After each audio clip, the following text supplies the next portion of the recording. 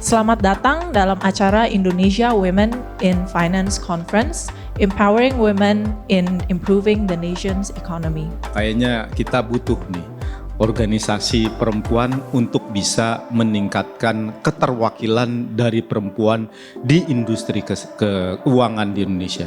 Itu merupakan salah satu industri dengan kesenjangan upah terbesar. Kesetaraan gender ini baik produktif untuk ekonomi, bisa mengurangi tingkat kemiskinan dan produktivitas.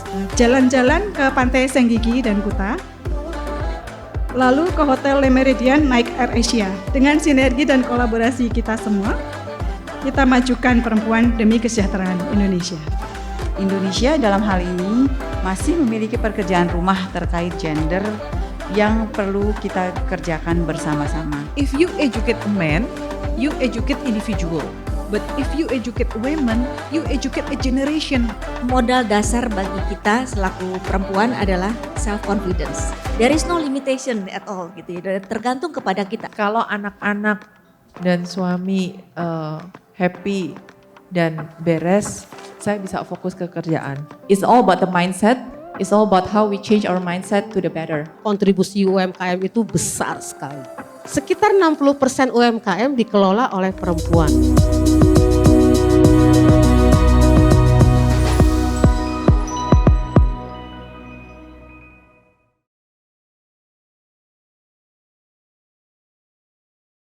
Saya mengundang moderator untuk panel ini, ada Ibu Yulinda Hartanto yang saat ini menjabat sebagai Senior Equity Analyst di BNI Sekuritas.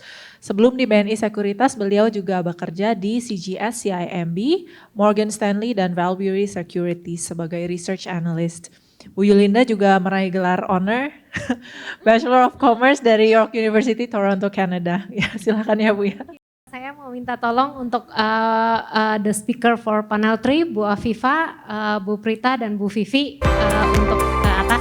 Saya perkenalkan mulai dari Bu Vivi. Bu Vivi ini merupakan Head of Equity dari Stockbit dan Bibit. Sebelumnya Bu Vivi merupakan VP Equity Research Analyst di Citi Securities.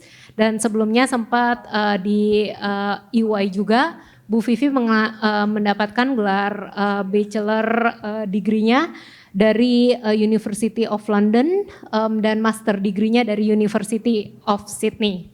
Selanjutnya kita punya salah satu financial planner yang terkenal, Ibu Prita. Terima kasih Bu Prita atas waktunya. Bu Prita itu merupakan Principal Consultant dan CEO dari ZAP Finance, mendapatkan gelar sarjana dari FEUI dan sekarang juga merupakan dosen tetap ya di FEUI.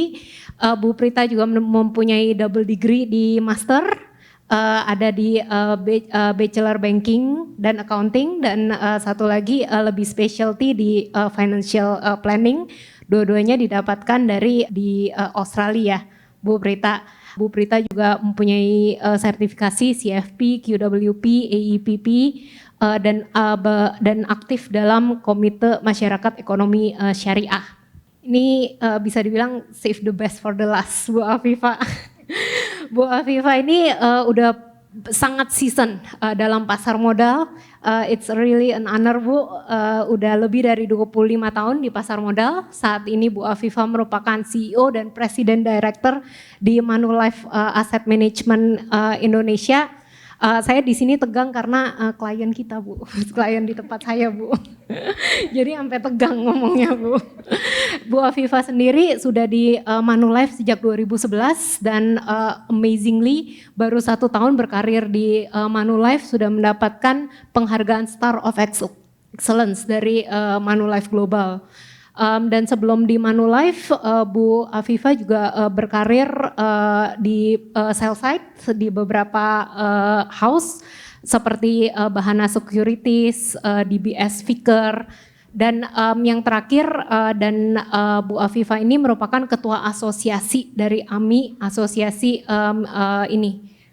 manajemen investasi Indonesia, Asosiasi Manajer Investasi Indonesia, dan wakil ketua untuk Komite Belgia Luxembourg untuk Kadin. Bu Afifa mendapatkan bachelor degree-nya di Universitas BINUS dan merupakan pemegang WMI license juga. Terima kasih Bu Afifa atas waktunya. Kita really excited punya 3 panelis yang sangat hebat. Kita juga punya 3 dengan experience yang mirip-mirip tapi berbeda. Jadi saya punya pertanyaan itu lebih spesifik untuk panelis masing-masing. Mohon izin saya mulai dari Bu Afifa dulu.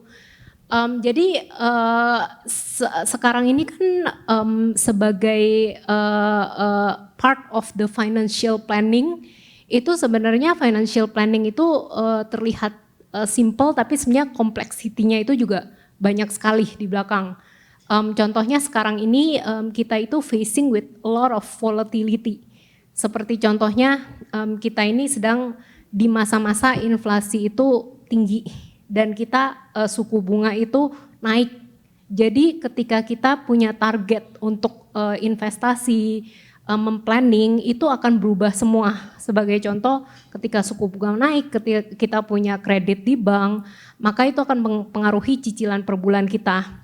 Inflasi itu juga akan mempengaruhi saving rate kita. Jadi ada yang bisa di-share nggak ya Bu, bagaimana menghadapi volatilitas ini dan apakah masih ada opportunity sebenarnya di challenge sekarang ini? Terima kasih pertanyaannya. Mungkin saya bukan menakut-nakuti, tapi betul apa yang disampaikan tadi. Dan kalau coba flashback ya, terkait investasi dan uncertainty ya. Kalau di investment itu uncertainty itu disamakan dengan yang namanya black swan. Jadi uncertain gitu. Mungkin 30 tahun yang lalu, 40 tahun yang lalu yang namanya black swan itu munculnya ada yang 10 tahunan, mundur menjadi 5 tahunan. Lately black swan-nya banyak banget. Jadi uncertainty-nya itu luar biasa banget. Tahun 2022 bukan tahun yang gampang. Setelah kita keluar dari pandemi juga mungkin buat semua yang ada di ruangan ini maupun yang join virtual juga pertama kali seumur hidup ya. Mungkin nenek kakek kita nggak ngalamin gitu, tapi kita ngalamin. Jadi uncertainty itu menjadi semakin sering muncul, si black swan-nya ini semakin sering muncul gitu. Apalagi tahun 2023 juga kita dihadapi dengan wah bakal ada stagflasi nih, kemudian sampai kapan nih Fed agresif naikin suku bunga. Kenaikan suku bunga tentunya membuat investasi di beberapa underlying juga tidak mudah gitu. Tapi hal yang harus kita catat gitu ya, ketika kita bicara investasi itu bukan untuk setahun 2 tahun ya. Jadi artinya let's say misalnya kita bicara terkait investasi untuk pensiun kita. Misalnya umur saya 25 tahun ya, saya jadi milenial boleh dong ya. Artinya kan ini kita perlu 35 tahun gitu. Di 35 tahun ini tentunya cycle ekonomi itu akan berkali-kali. Artinya kita akan juga melewati tahun 2023 dan seterusnya. Jadi mungkin saya akan mengambilnya nggak dari sisi investasi saja gitu. Saya mungkin mengutip sedikit apa yang dikatakan oleh ini lebih general ya. Terkait bagaimana kita berfokus kepada apa yang bisa kita kontrol. Karena Stephen Covey bilang ada 3 bulatan besar. Bulatan yang paling luar adalah concern kita, kondisi ekonomi gimana, nanti gimana kalau misalnya perang dagang itu nggak berhenti di tahun depan gitu. Bahkan tadi pagi Pak Mahendra bilang kita harus siap-siap untuk puluhan tahun nih kayaknya, lebih dari 10 tahun gitu. Jadi artinya kondisi yang tidak mudah ini nggak sebentar. Itu kan sesuatu yang di luar kontrol kita, jadi concern ya. Di kuadran yang lebih kecil daripada concern itu yang bisa kita influence. Tapi ada yang lebih dalam yang namanya yang bisa kita control. So suggestion-nya adalah kita berfokus kepada apa yang bisa kita control. Saya punya target pensiun 30 tahun, risk appetite saya seperti ini, bisa low risk, high risk, medium risk gitu. Dan fokusnya di situ saja. Karena toh kita akan melewati kondisi yang tidak mudah di tahun 2023 gitu ya. Dan secara cycle ekonomi mungkin teman-teman CFA lebih jago di sini, kita tahu itu akan naik turun gitu. Dan lagi-lagi gitu, yang dicari di investasi adalah return dalam jangka panjang. Dan balik sebelum menjawab ini ya terkait uncertainty, yang juga penting adalah kenapa kita mesti investasi. Karena musuh investasi cuma satu, inflasi. Dan inflasinya bukan inflasi 1 tahun, 2 tahun gitu. Ketika kita bilang 30 tahun tadi, ya inflasi dalam 30 tahun itu gitu. Kita saving udah bener gitu ya, misalnya bisa ada saving gitu. Tapi ketika kita saving saja, itu uang kita digerogotin sama hantu investasi, namanya inflasi. Jadi stay in the market is important. Dan terkait uncertainty adalah sesuatu yang di luar kontrol kita. Kita harus accept, mungkin kita adjust sedikit gitu ya, artinya kalau tadinya kita resikonya berani banget ya kita turuninlah sedikit.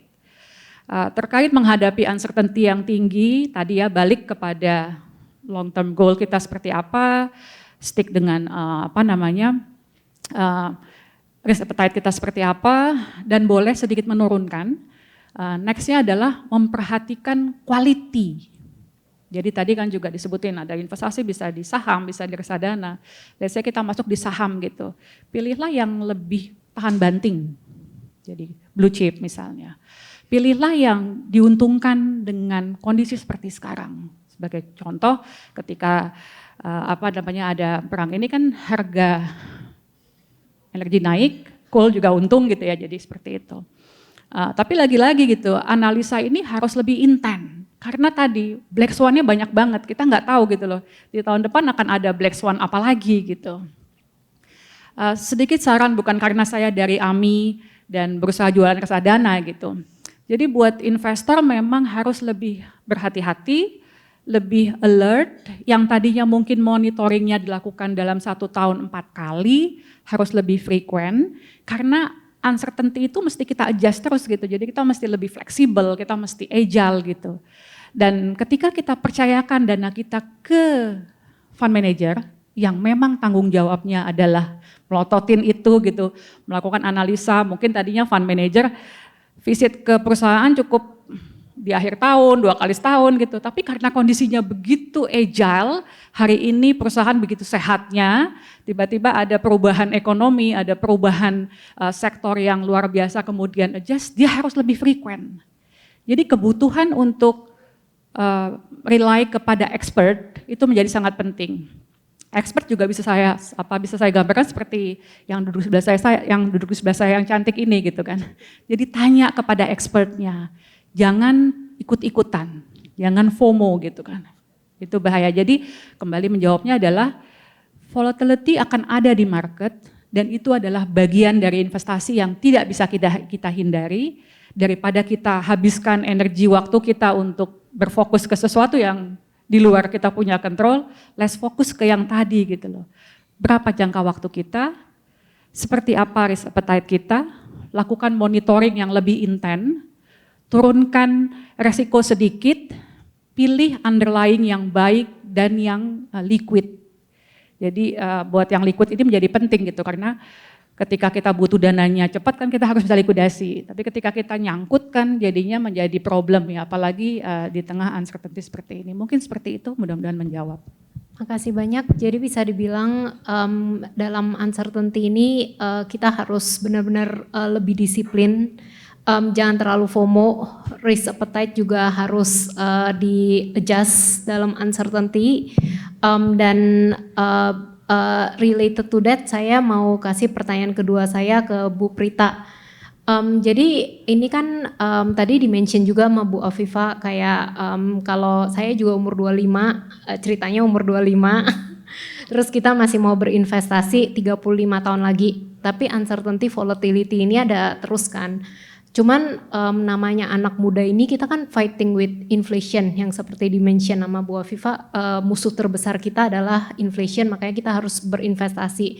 Sebenarnya kalau anak muda ini boleh nggak ya, walaupun risk tolerance-nya itu harus di-adjust waktu uncertain period, tapi yang muda-muda ini ambil tolerance risk-nya itu lebih tinggi dibandingkan yang udah mulai mendekati pensiun. Jadi apakah itu sesuatu yang dari Bu Prita akan suggest untuk risk tolerance sendiri. Dan related to pension, sebenarnya seberapa early sih kita harus memikirkan retirement plan kita? Apakah sebenarnya kita kan yang muda-muda ini kadang selalu berpikir retirement itu masih lama banget dari umur kita. Tapi sebenarnya yang ideal itu dari kapan ya? Makasih Mbak Yuli pertanyaannya di Berondong, walaupun aku tuh takut banget sebenarnya hari ini tuh ada di atas. Aku tadi bilang, waduh saya dikelilingi oleh orang-orang pintar nih hari ini. Karena semuanya CFA gitu, sedangkan saya bukan. Terus ditanya tadi, Prita kenapa gak ambil CFA? Oh ya gak mampu soalnya, aku sih jujur aja gitu. Daripada nanti saya stres ujian yang gak lulus-lulus, jadi tepuk tangan untuk Anda semua yang lain yang memang sudah adalah CFA holder. Sebelumnya saya mau menyapa dulu nih, apa kabar semuanya hari ini? Lemes banget soalnya, kan udah sore ya. Jadi boleh ya aku juga nanya nih sama semua yang hadir. Apa kabar semuanya hari ini perempuan-perempuan hebat dan cantik? Baik. Asik. Karena tadi pertanyaannya adalah seputar retirement, maka saya mau nanya, kenapa sih perempuan kerja? Boleh gak kasih tahu ke Prita? Aku kasih 3 pilihan ya. Nanti jawab dengan tepuk tangan supaya aku tahu sebenarnya di ruangan ini lebih banyak yang mana. Saya bekerja karena saya memiliki pengetahuan yang tinggi, ilmu saya tinggi, gelar saya banyak, jadi saya harus mengaplikasikan dalam kehidupan sehari-hari. Silahkan tepuk tangan. Oh sedikit.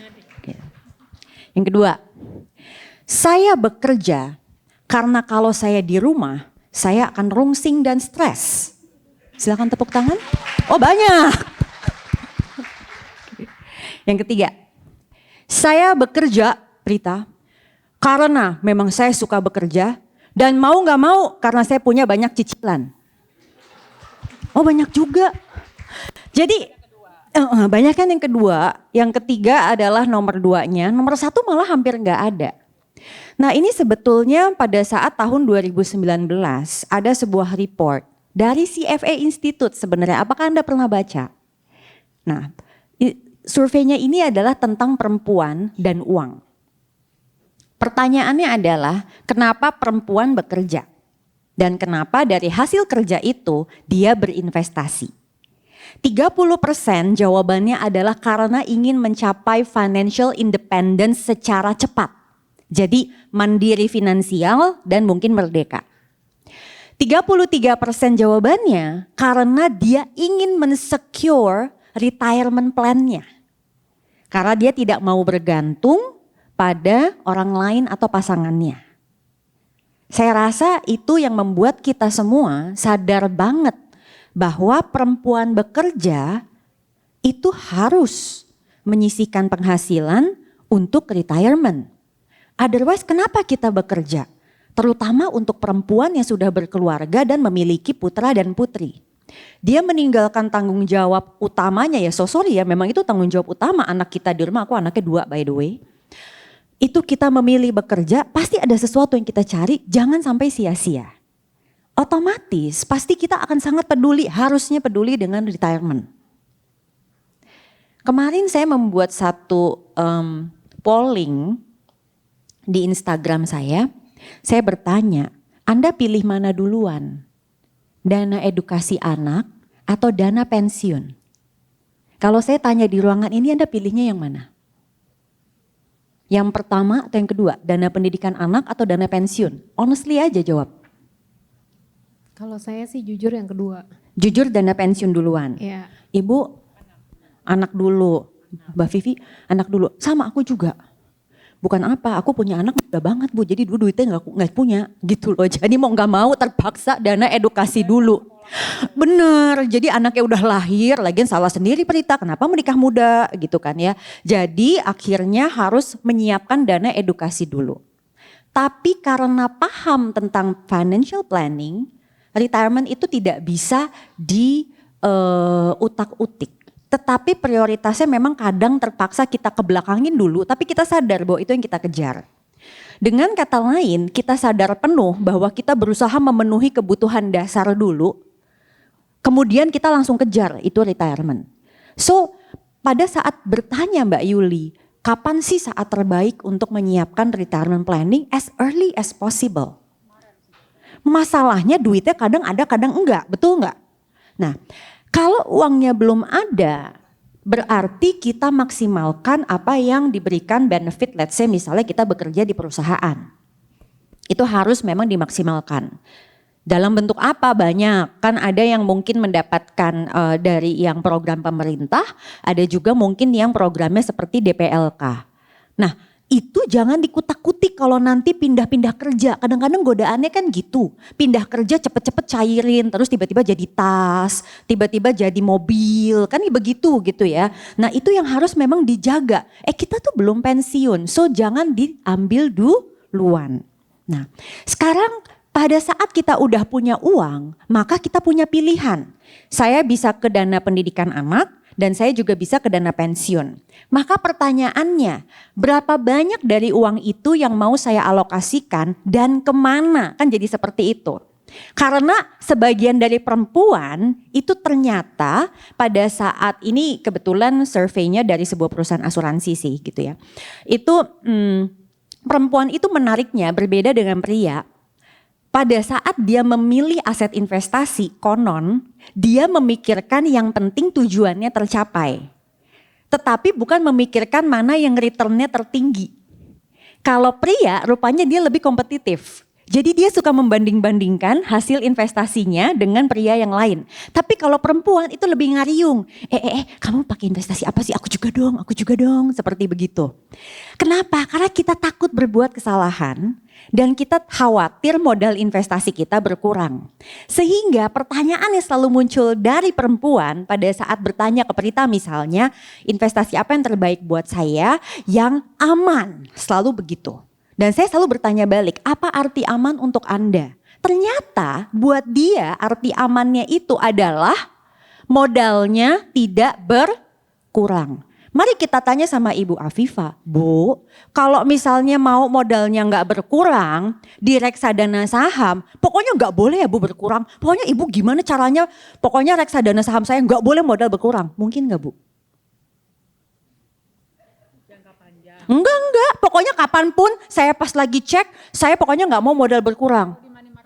Nah, berarti artinya kalau kita berpersepsi seperti itu, ditaruh di reksadana saham, sepertinya sudah jadi bye-bye. Karena pada saat perempuan sudah punya mindset, pokoknya modal saya nggak boleh berkurang. Terserah deh, mau kata long term kek, short term kek, apa, kan perempuan gitu ternyata. Jadi dia bilang nih, ya saya mau untuk long term karena buat retirement. Tapi dia bohong. Pada saat dia cek gitu ya, padahal baru 6 bulan, turun dia langsung ketar-ketir, waduh. Jadi ternyata mindsetnya dia aman adalah nggak mau turun. Ya kalau udah seperti itu, you have no choice. Mau kata uncertainty atau tidak seperti yang tadi Ibu Afifah bilang, nggak mungkin dia mengambil peluang di situ karena dia nggak mau untuk mengambil peluang itu. Maka yang harus diberesin adalah our mental mindset terlebih dahulu. Saat mindset kita masih investasi aman, artinya modal saya nggak boleh berkurang sama sekali kapanpun, maka selama itu juga pilihan kita memang hanya bisa di money market fund. Dan itu melimitasi pilihan kita sendiri. Maka mindset kita yang harus diubah. Dan itulah kenapa dalam berinvestasi disarankan untuk mengambil aset tidak untuk satu tempat saja yang sering kita kenal dengan istilah diversifikasi. Sebenarnya tujuannya tuh ke situ supaya kita tuh secara overall, oh iya modal kita istilahnya tuh kalau turun juga nggak turun-turun amat. Nah karena tadi pertanyaannya adalah umur 25, aku kebetulan nggak bawa chart sih, tapi aku sebenarnya punya tuh satu perhitungan real.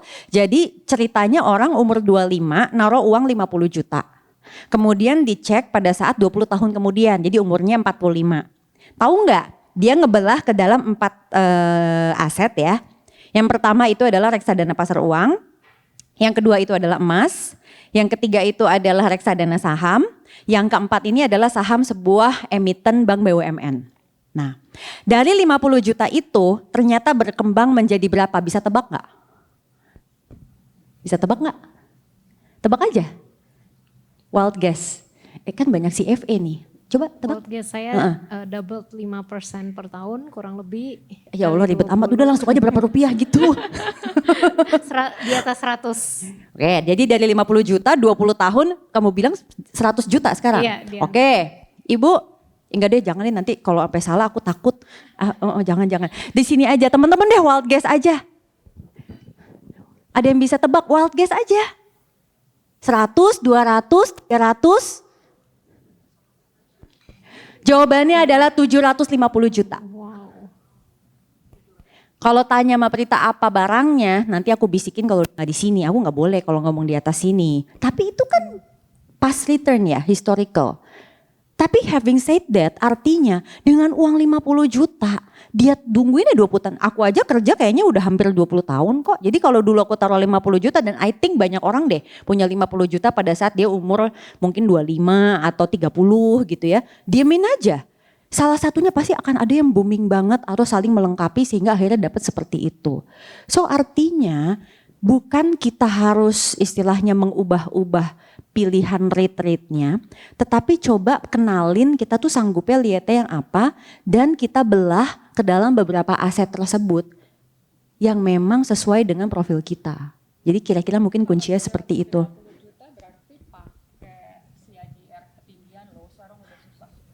Betul, kan aku tadi bilang karena kan kita ngelewatin beberapa krisis, tapi itu angka real loh Bu. Aku cuma mau bilang gini, message-nya bukan itu. Message-nya adalah kita bukan assuming ke depan. No, kita bukan assuming ke depan, bukan. Tetapi I'm just telling bahwa uang seberapapun itu akan berlipat. Dan yang aku kasih angkanya tadi, itu adalah produk-produk yang banyak di pasaran, manajer investasinya juga yang top banget, bukan yang ya tau lah yang suka hobi-hobi main gitu, bukan. Ini bener-bener yang top banget gitu loh. Jadi aku melihatnya bahwa ini mungkin seperti itu. Bahwa kita mengharapkan akan seperti gimana, karena kan emas aja juga naiknya gila-gilaan banget gitu. Aku gak mau bilang dong, kan aku gak mau menjanjikan. What I'm telling is, message-nya adalah, karena tadi pertanyaannya saya perlu ngerubah return saya gak? Bukan di situ. Message-nya adalah berapapun uang yang Anda punya, Anda sebar ke dalam 4 tempat itu minimal, ya sudah. Karena toh kita akan baru pakainya 20-30 tahun lagi. Kalau umur kita 25 gitu. Terima kasih Bu Prita. Jadi disclaimer pertamanya the past return not necessary itu menggambarkan the future return. Jadi karena volatilitas ke depan juga uncertainty itu banyak dan berinvestasi itu sesuatu yang agak kompleks, tapi emang over the long term seharusnya beberapa aset kelas itu memberikan return yang in the past itu menggambarkan itu bisa mengalahkan inflasi. Jadi purchasing power kita itu tidak kalah dari inflasi. Disclaimer kedua saya sebelum saya dimarahin sama board CFA kenapa bisa salah tebak dari 50 juta ke berapa. Saya tadi bilang di atas 100 jadi nggak salah-salah banget lah. Oh tentu dong, namanya juga CFA kan pasti keren dong. Pasti benar terus. Sebelum turun-turun langsung malu-maluin Yul CFA salah tebak. Jadi tadi menarik banget. Jadi wanita itu sebenarnya itu intinya ingin main aman ya. Tidak memikirkan rate of return. Fortunately kita yang di atas sini sebenarnya lebih melek.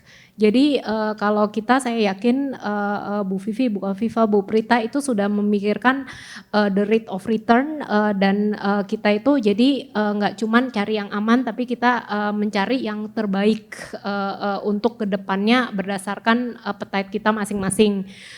Jadi pertanyaan ketiga saya untuk Bu Vivi.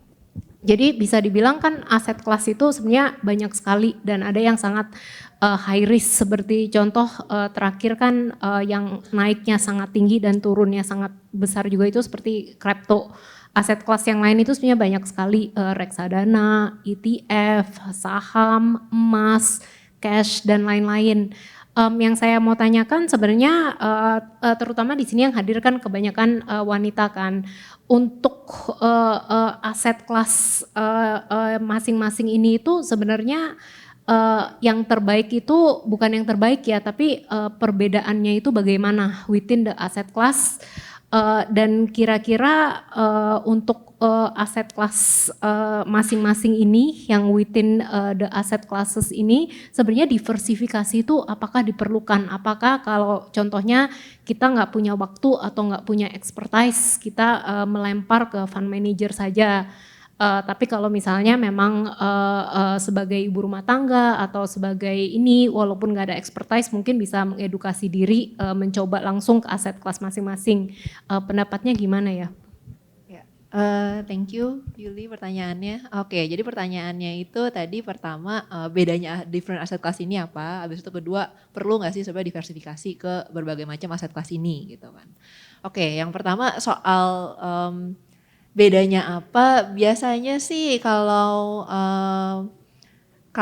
aset kelas itu, saya aset kelas apapun, pertama kan kita cek dulu ya profil resiko kita apa, time horizonnya gimana.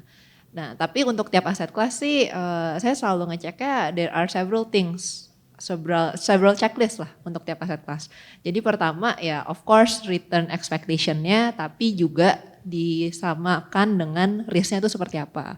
Dan menurut saya kalau di luar sana tuh mindsetnya mungkin di luar sana tuh masih very focus on return ya.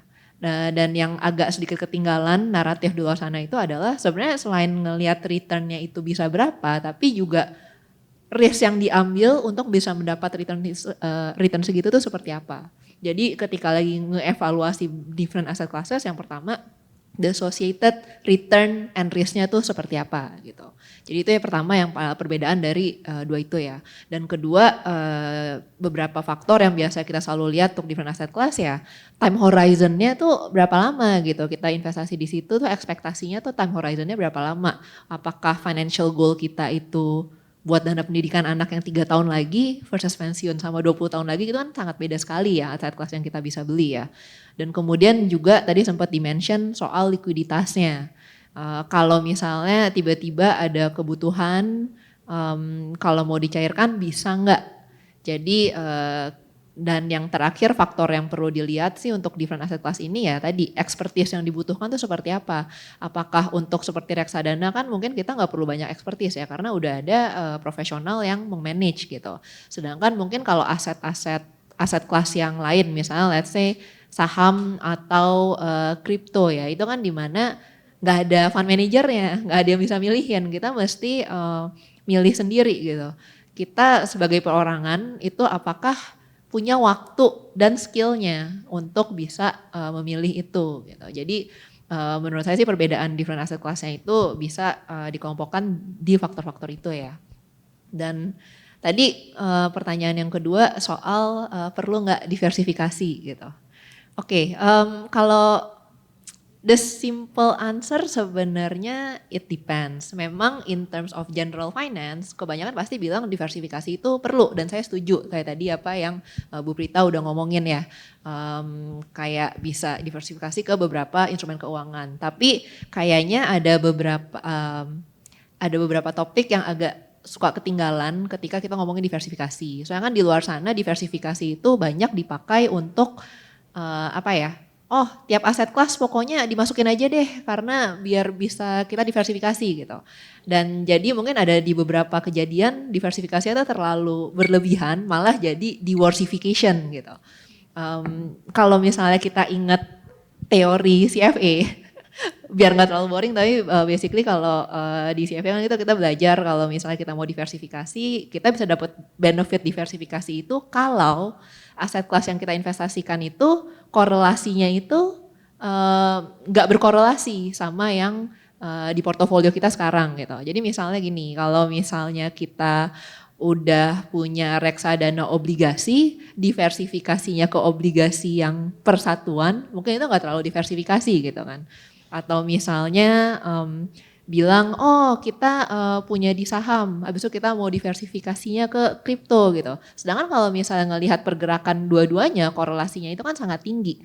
Jadi kalau seperti itu ya diversifikasi tidak tidak berguna untuk portofolio kita gitu kan. Jadi diversifikasi itu in general yes it helps, tapi juga perlu dilihat diversifikasinya itu perlu ke aset kelas yang memang pergerakannya itu beda sama aset kelas kita yang sekarang gitu. Dan untuk di dalam tiap aset kelasnya sendiri menurut saya diversifikasi itu juga perlu gini, mendingan nggak diversifikasi versus kalau diversifikasi tapi kita nggak tahu apa yang kita beli gitu. Jadi misalnya ya kalau kita ngomongin porto saham gitu, kayaknya kalau satu saham aja atau dua saham aja terlalu terkonsentrasi nih, saya mau beli 10 saham lagi gitu. Tapi 10 saham laginya kita nggak riset dengan benar gitu kan. Jadi itu bisa jadi pengaplikasian diversifikasi yang salah dan itu nggak bisa memberikan benefit. Jadi diversifikasi perlu apa enggak? Perlu, tapi diversifikasinya juga harus dilihat lagi gitu. Jangan cuma ngasal. Karena saya belum punya aset ini saya mau beli gitu kan, tapi nggak di riset terlebih dahulu, itu sih. Pertanyaan terakhir untuk panelis siapapun yang ingin menjawab. Jadi sebenarnya untuk long term itu sebenarnya sebagai wanita kan sebenarnya kita memikirkan terutama keluarga kan, edukasi anak dan lain-lain. Tapi sebenarnya hal yang sering dilupakan itu adalah taking care of ourselves about the retirement dan lain-lain. Untuk long term investment plan sebenarnya apakah kita itu harus menentukan rate of return, jadi tidak hanya memikirkan harus investasi yang aman. Makanya yang aman tadi disebut sama Bu Afifah langsung money market aja, itu udah paling aman. Iya, tapi kalah sama inflasi. Nah makanya apakah sebenarnya kita perlu disiplin memikirkan kita itu harus men-set rate of return untuk diri kita, dan sebenarnya benchmark paling relevan itu apakah benchmark mengalahkan inflasi atau benchmark aset kelas paling aman seperti deposito dan lain-lain. Jadi hal seperti ini itu sebenarnya as investing woman yang trying to invest, apakah itu penting untuk dipikirkan dan disiplin untuk diri sendiri. Dan kalau misalnya at what point kan kita tahu sebenarnya investasi kayak untuk jangka panjang, tapi kalau ternyata investasi kita nggak sesuai rate of return-nya, itu kira-kira kita itu harus disiplin atau kita harus memikirkan what's wrong with our investment nih, 10 tahun kok nggak sesuai dengan rate of return. Jadi yang pertama, apakah rate of return itu perlu juga? Ya, kenapa sih perempuan harus mempersiapkan retirement, harus melek investasi gitu? Tadi sebenarnya udah dikasih clue sih sama para pembicara sebelumnya dan juga dari keynotes gitu ya. Yang pertama, kita perempuan itu umurnya lebih panjang 45 tahun. Jadi kalau umurnya lebih panjang berarti kan kebutuhan untuk pada saat kita udah tidak bekerja, kecuali kalau Bu Prita bekerjanya bisa sampai long lasting ya, tapi kalau kita di kantor kan sampai umur 55, 58 tahun gitu kan. Jadi kita akan memiliki tanggung jawab yang lebih lama secara umur, itu satu buat perempuan khususnya di sini kan. Yang kedua tadi ada yang namanya pendapatan gap yang cukup besar gitu ya, artinya kemampuan kita untuk mengiur itu lebih kecil. Dari 2 poin itu udah nunjukin bahwasanya ya lo lebih melek dong, lo lebih mempersiapkan, bahkan lebih dari para pekerja laki-laki misalnya. Tapi ada hal juga ketika kita menikah dengan laki-laki yang beda umurnya 3 tahun. Jadi bisa jadi atau mungkin 5 tahun atau mungkin 10 tahun gitu ya. Itu berarti ditinggalinnya akan lebih lama lagi gitu ya. Artinya ketika kita menjanda gitu, kita akan menanggung ya keluarga segala macam itu lebih lama. Jadi memang wanita mesti lebih melek investasi, wanita mesti lebih mempersiapkan investasi itu why-nya gitu. Nah terkait apakah kita perlu menentukan target yield gitu ya atau return tertentu. Yang paling penting adalah satu harus lebih tinggi dari inflasi. Tadi bagus sekali apa yang disampaikan oleh Bu Prita gitu loh, perempuan itu nggak mau rugi gitu. Padahal kan ini kan bukan setahun 2 tahun punya goals. Tadi disebutin bisa sampai 250 juta loh dari uang 50. Memang teman kita adalah waktu. Jadi semakin panjang waktu, uang itu akan compounded returnnya menjadi lebih baik. Mungkin teman-teman juga mungkin udah tahu ya rule of 72 gitu ya. Misalnya taruhlah sekarang dapat return 8% itu udah, atau mungkin jangan 8 lah, 7 gitu ya. Itu udah bagus banget. Ya dibagi aja 72 dibagi 7 itu berapa tahun uang kita double. Jadi doubling the money gitu kan. Jadi memang kita semakin lama itu semakin uang itu bertumbuh. Mungkin teman-teman juga ingat ya, kita bekerja keras, tapi uang kita tidur. Ya itu dulu yang lebih penting gitu loh. Pastikan uang kita juga bekerja keras untuk kita dengan cara diinvestasikan. Nah terkait return yang harus di make sure adalah tadi di atas inflasi dan sesuaikan dengan risk appetite gitu.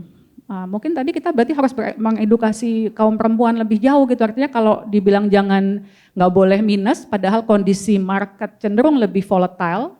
Jadi dimungkinkan untuk ada tahun-tahun tertentu yang minus, meskipun kalau jangka panjang sebagai contoh, IHSG itu kalau 14 tahun ke belakang, tapi ini kan historical belum tentu menentukan ke depannya. Itu returnnya bisa 15%. Di situ aja kan kita bisa wah berarti akan baik gitu, atau fixed income bisa 12% gitu. Kalau di money market saja ya kita tahu lah berapa ya. Tapi ada hal yang juga tadi sempat disinggung terkait DPLK. Itu penting loh kita harus punya DPLK. Tahu nggak sih ketika DPLK itu ada porsi voluntary. Di mana porsi voluntary itu kalau kita ikutan itu kita bisa dapetin tax benefit. Banyak teman-teman yang nggak tahu gitu loh.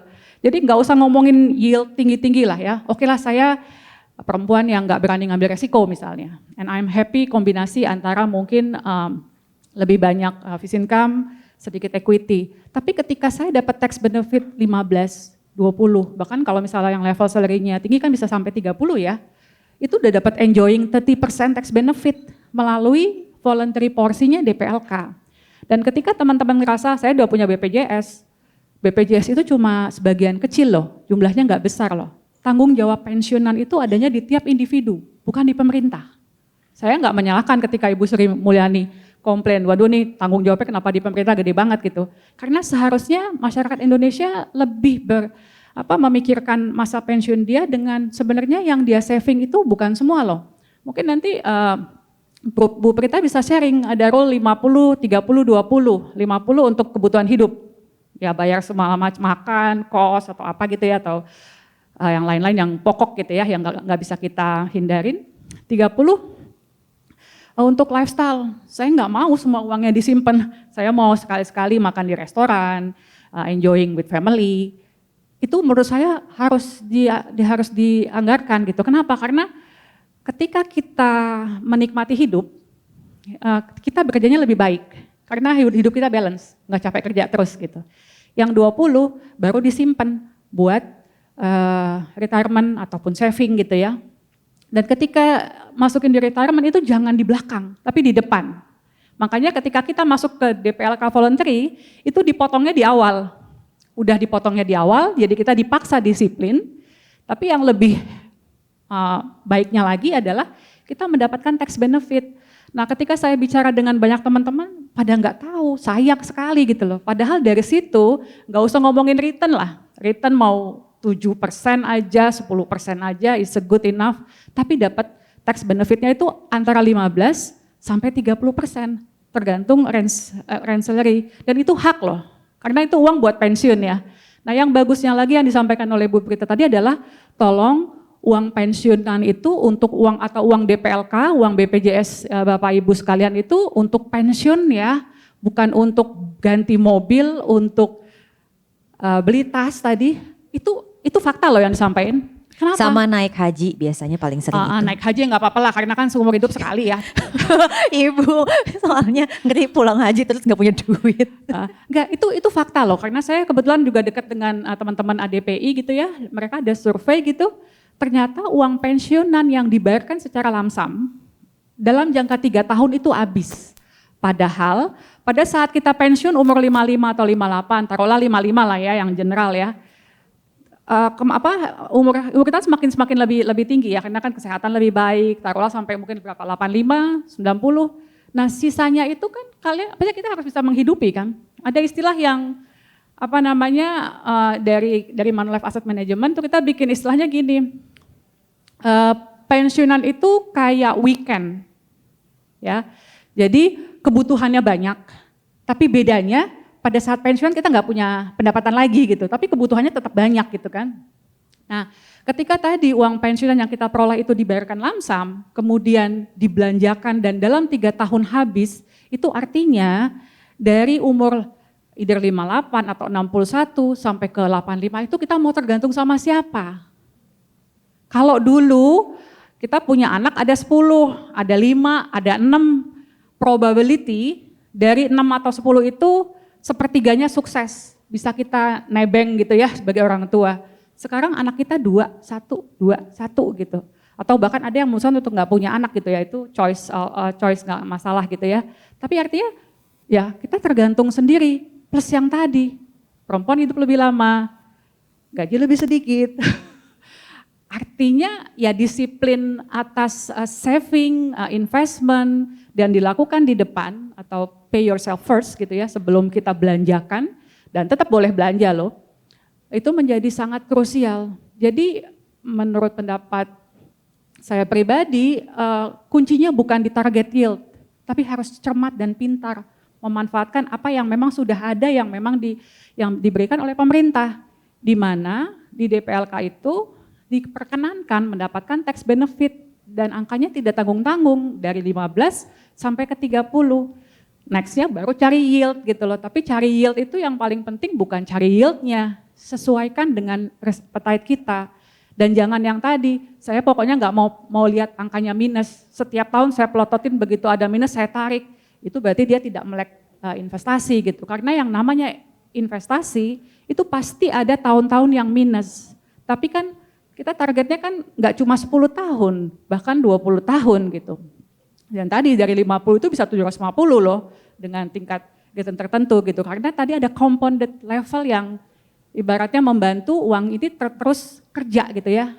Jadi message-nya lebih ke manfaatkan apa yang sudah ada, dan sebagai perempuan hebat kita punya keharusan melek investasi jauh lebih dari teman-teman pria kita. Karena umur kita lebih panjang, karena secara data statistik memang pendapatan kita lebih sedikit gitu. Jadi mulailah dari kemarin harusnya atau tahun yang lalu, tapi kalau belum ya nggak apa-apa juga, mulailah dari besok dan tanya kepada ahlinya, termasuk juga konsultan gitu. Jadi jangan ikut-ikutan, jangan FOMO, karena tadi juga sempat disinggung di pasar modal Indonesia itu jumlah investor naik menjadi 10 juta. Inklusi. Literasinya tidak naik. Jadi artinya banyak sekali yang ikut-ikutan gitu. Dan biasanya ikut-ikutan ini gayanya milenial, mohon maaf ya. Karena dia FOMO gitu, dia takut nih. Kalau temannya beli saham saya enggak, kalau temannya punya reksadana saya enggak, tolong jangan. Tapi konsultasi, tanya, baca research. Banyak pakem-pakem sih ketika return terlalu tinggi artinya itu hati-hati. Ketika dia tidak ada di OJK berarti itu ada investasi bodong gitu. Dan tadi yang disebutin, kebanyakan itu yang tertipu itu perempuan loh. Perempuan itu mudah dikibulin atau gimana ya, mudah percaya kali ya, jangan mudah dikibulin ya, kayaknya jelek banget gitu. Mudah percaya, dan dana yang hilang atas investasi bodong ini luar biasa loh. Kita harus bantu ya, tanggung jawab kita loh Bu Prita. Artinya jangan aku sampai. sih mau bertanggung jawab, masalahnya orang mau dengerin aku apa enggak itu yang aku nggak tahu. Kalau gitu harus lebih sering mampir di kantor AMII. Tenang Bu, nanti hari Minggu kita ketemu lagi kok. Oh gitu, Iya, Minggu betul. ya? Minggu kita akan ketemu lagi. Nah bener banget tadi yang Ibu Afifa udah bicara banget nih teman-teman perempuan semua di sini. Karena ini kayaknya banyak banget yang sumuran aku juga ya. Sumuran kita semua. Iya, kita kan semua milenial, betul nggak ya? Nah itu bener banget, pokoknya tadi Ibu Afifa bilang itu udah bener banget. Intinya kalau perempuan dan retirement itu cuma 3 resepnya. Resep yang pertama adalah jadikan itu prioritas kita. Karena pada saat kita menjadikan itu prioritas, maka yang lain akan bisa kegeser. Yang kedua, kita harus paham arti financial independence. Aku waktu itu pernah bikin quote, financial independence itu adalah tidak menjadikan orang tua kita dana darurat, tidak menjadikan anak kita kelak dana pensiun, dan tidak menjadikan teman kita pay later. Dan yang terakhir, bersyukur dengan apa yang kita punya, itu yang paling susah. Saya kemarin baru pulang ngajar MPP buat sebuah instansi BUMN. Pokoknya aku 13 tahun kan Zep Finance itu udah kemana-mana dari Aceh sampai Papua.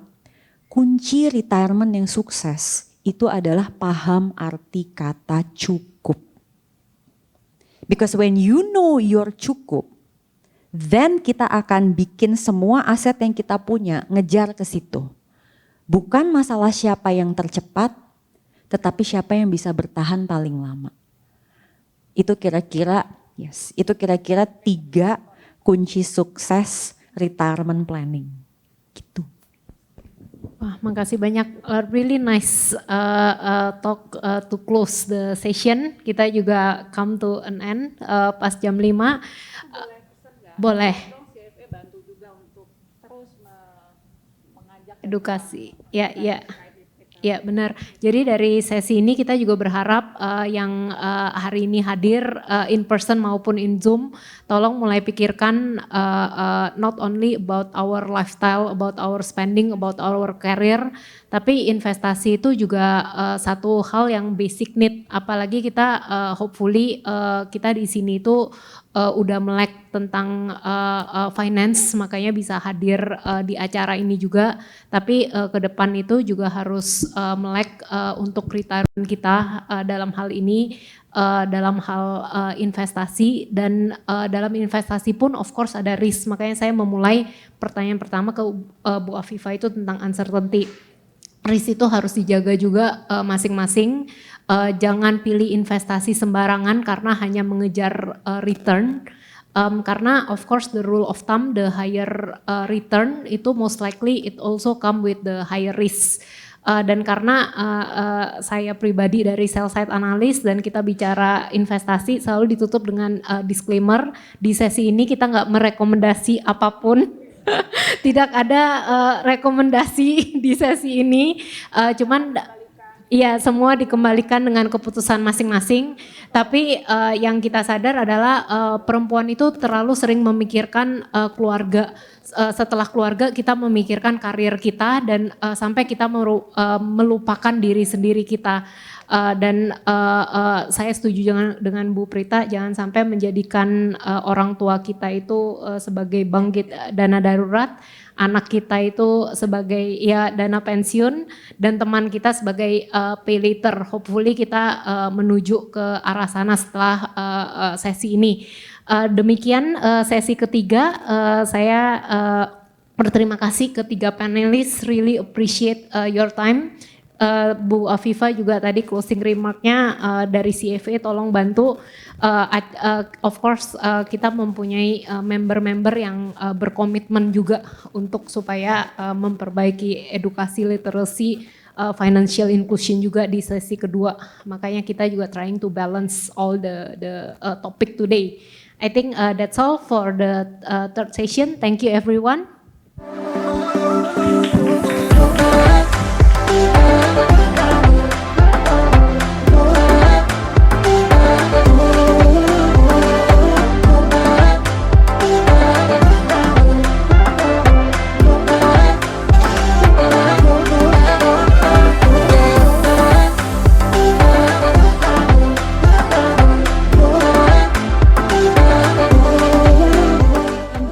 Itu multi talenta. Perempuan juga menjadi guru buat anak-anaknya. Kalau kita happy, keluarga kita happy, tentunya karir kita juga akan lebih meningkat. Terus belajar, kita nggak mungkin kalah sama yang lain. Semuanya itu berangkat dari saya bisa, maka semuanya memungkinkan. Kita nggak pernah tahu hal baik apa yang kita bisa dapat dengan berani mengambil opportunity itu. Conquer yourself and invest in yourself. Tingkatkan literasi keuangan. Di daerah-daerah itu tingkat literasi dan inklusi keuangan untuk perempuan itu masih cukup rendah. Semoga dari perempuan desa ekonomi kita bisa jadi lebih kuat. Women support women. Women help women. We're here to fix each other's crown. We're all our queens. Environment movement sangat berarti buat wanita-wanita Indonesia.